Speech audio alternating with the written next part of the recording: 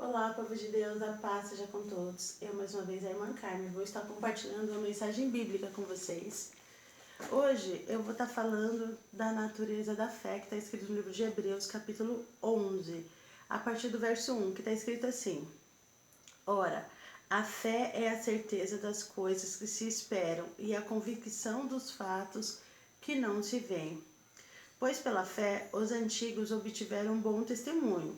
Pela fé entendemos que foi o universo formado pela mão de Deus, de maneira que o invisível veio a existir nas coisas que não aparecem. Pela fé, Abel ofereceu a Deus mais excelente sacrifício do que Caim, pelo que obteve testemunho de ser justo, tendo aprovado de Deus quanto às suas ofertas. Por meio delas também o mesmo, depois de morto, ainda fala. Pela fé, Enoque foi transladado para não ver a morte. Não foi achado porque Deus o transladara, pois antes da sua transladação obteve testemunho de haver agradado a Deus. De fato, sem fé é impossível agradar a Deus. Portanto, é necessário que aquele que se aproxima de Deus creia que ele existe e que se torna galardoador dos que o buscam. Pela fé, Noé, divinamente instruído acerca de acontecimentos que ainda se viam, e sendo temente a Deus, aparelhou uma arca para a salvação da sua família, pela qual condenou o mundo e se tornou herdeiro da justiça que vem da fé. Então hoje nós iremos falar sobre a fé, sobre pessoas de fé, sobre pessoas que têm fé, sobre pessoas que não, as circunstâncias não abatem a, a situação, o coração, as atitudes que essas pessoas venham a ter mediante as circunstâncias, né? A gente vem falando sobre pessoas de Deus e pessoas que são honestas, porque aqui quando ele vai falar de Caim, ele vai falar que Caim, a oferta que Abel ofereceu, ela não foi justa, não foi considerada justa diante dos olhos de Deus, mas a oferta que Abel ofereceu, essa sim foi justa, né? Então, muitas vezes a gente está exigindo muito de Deus, mas a gente não é honesto, a gente não está sendo justo nem aos nossos próprios olhos. E a gente vê muito isso acontecer, pessoas que falam da palavra de Deus, pessoas que andam com Deus, mas pessoas que agem totalmente fora da justiça de Deus. Então esse povo, ele não vai ser, não vai alegrar o coração de Deus, não vai ter aquela intimidade que outros têm, porque às vezes você tem uma conduta diferente, você tem uma intimidade diferente com Deus e isso as pessoas não entendem o que está acontecendo. Ai, nossa, isso nunca aconteceu comigo, Deus fala com você, Deus não fala comigo. Se Deus não fala com você, problema seu, mas comigo Deus fala até hoje. Eu posso ajoelhar, posso clamar ao Senhor, que a resposta ela vem. Se não for naquele momento, no momento oportuno, Deus responde, Deus fala comigo sim, através da palavra, através de uma atitude, através de uma ação, mas eu glorifico muito a Deus por isso.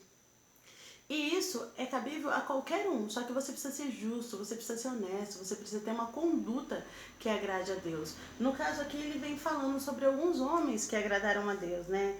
Ele fala aqui sobre a atitude de Abel, ele fala aqui sobre a atitude de Abraão, ele fala aqui sobre Enoque, que foi um homem que andou com Deus, né, numa circunstância extremamente oposta, porque o mundo naquela época, as pessoas eram muito más e elas não tinham temor de Deus, mas Enoque ele andou com Deus, ele agradou ao Senhor, ele decidiu, é uma decisão, né? Então às vezes a gente está olhando para a circunstância, a gente está olhando para o Covid-19, a gente se desespera, porque eu não vou trabalhar, porque eu não vou ter um sustento, porque vai faltar isso, porque meus empregados não vão ter dinheiro para comer, o que eu vou fazer?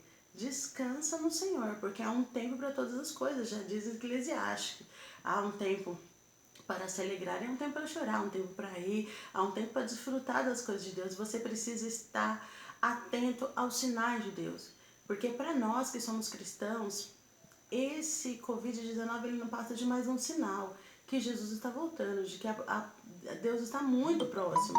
Mas para aqueles que não têm comunhão com Deus, isso daí é um motivo de desespero, é um motivo de muita gente aí tá entrando em colapso mental, outros não suportam estar dentro de casa com a família. Gente, não tem coisa mais gostosa do que estar dentro da minha casa com a minha família. A minha casa é um pedacinho do céu, o melhor lugar que existe no planeta.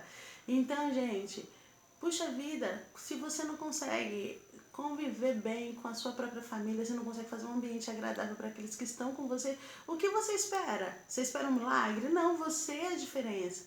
É você que vai ter que buscar isso, essa convivência boa, esse lar agradável, esse ambiente bom. E é você que vai fazer, e é um tempo de esperar. Vamos esperar no Senhor.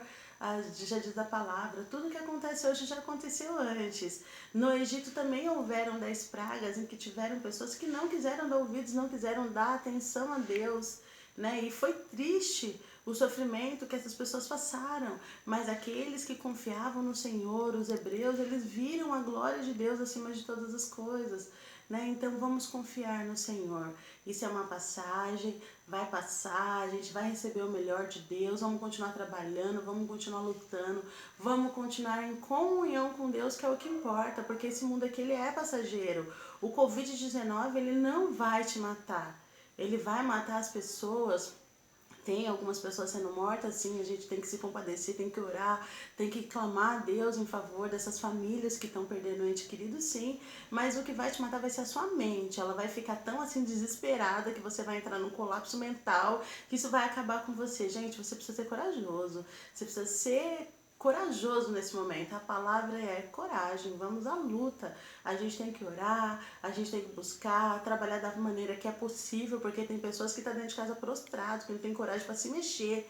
Gente, não é uma premiação que vai mudar a sua vida, você precisa acreditar que Deus está no controle de tudo e que tudo nunca saiu do controle de Deus. E que Ele sabe o que Ele está fazendo, da maneira que Ele está fazendo, qual a melhor forma de resolver todas as coisas. Então eu não entro em desespero por nada. Há muito tempo já eu coloco tudo na mão do Senhor e vou orando, vou buscando, vou me fortificando, vou me fortalecendo na fé. Então o que eu tenho para dizer, olha, homens de fé venceram. Aqui está falando de Noé, que viveu num tempo onde ninguém queria ouvir a voz de Deus. Ele pregou, ele anunciou o evangelho, ele falou de Deus, ele falou que haveria um dilúvio e ninguém quis dar ouvido para ele. E o dilúvio aconteceu. E aquele povo foi totalmente destruído, né? E ele ficou para testemunho de fé e de justiça. Então, se você quer ser um bom cristão, você precisa andar na justiça e você precisa andar na fé. Você precisa ter amor aos seus irmãos, você precisa ser bondoso, você precisa ser generoso, você precisa fazer sacrifícios agradáveis a Deus.